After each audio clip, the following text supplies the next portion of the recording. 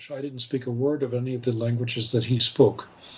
But I looked at him, and in Swahili, I asked him, Kwanini, what is that? Atiko. His name was Atiko. And this man gave me a very measuring look. And then he pointed toward my left at just where whatever it was I had seen had been in the middle of the air. And he said a single word in Swahili, the word shaitani. Now, I didn't know what the word shaitani meant in those days. I would later learn that it meant spirit, that I had seen a spirit.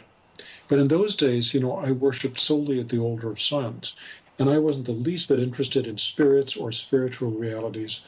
But, what was happening was that there was a kind of a doorway which was opening for me. And I didn't know what that meant. And so I just closed my notebook, made notes to myself, in cryptic sort of shorthand. This isn't the kind of thing you share with your academic colleagues. And I went on with my work, doing paleoanthropology, reconstructing paleo environments at early man sites at the time they were laid down. But many years later, I would remember this incident when I was living in Berkeley, and one morning I had a spontaneous visionary experience in which I was brought into connection with this absolutely incredibly awesome, dark, shadow-like being. And in this state, in which my body was completely paralyzed, I had this incredible, transcendent experience, for lack of a better word, in which I was shown the existence of power that was beyond my wildest imaginings. Now, unfortunately, or fortunately for me, I've always had this very driving curiosity. I've had a very interesting life, but it's gotten me into a lot of trouble, I might add. But I was very curious about what this whole experience was. And I think that's what saved me, because I was lifted off the ground in this dark, shadow-like forest in which I was surrounded by trees, just sort of black on black everywhere. And here's this dark being sort of hovering over me, and I'm staring up at it. And I think because I went into my curiosity, instead of going into fear, that I passed some kind of test.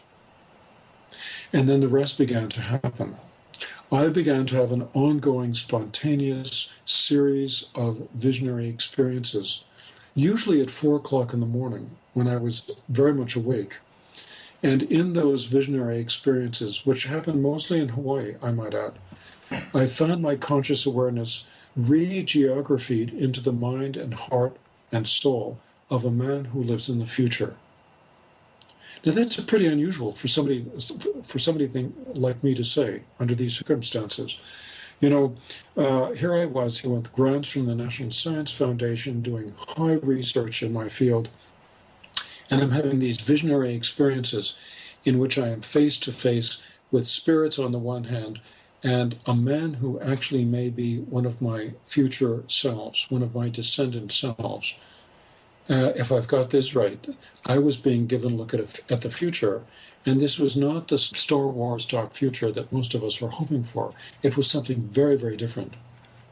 Now, I began to write this stuff up, and I mention this because this was part of my initiation, and in those days I had no wise, honored elder to turn to for answers as to what was happening for me.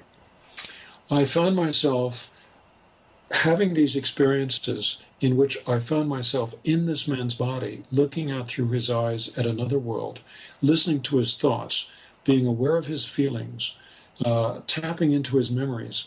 And in these experiences, I discovered a lot about this man. And at the beginning, he was completely unaware of the fact that I was there. Now, in my quest for answers as to the nature of this experience, I turned towards an area of anthropology about which I knew very little. This anthropological area is called shamanism. Now, in the anthropology world, the word shaman was selected and given a very precise definition by anthropologists 100 years ago to describe individuals in a tribal society who perform certain functions on behalf of members of their communities on a part-time basis, and initially on behalf of themselves. Often there's a very profound sense of initiation in which the shaman goes through a psychological crisis, in which they might be described in our society as schizophrenic. To keep listening to this audiobook, I've left you a link in the description so you can do it at no cost thanks to Audible's 30-day free trial.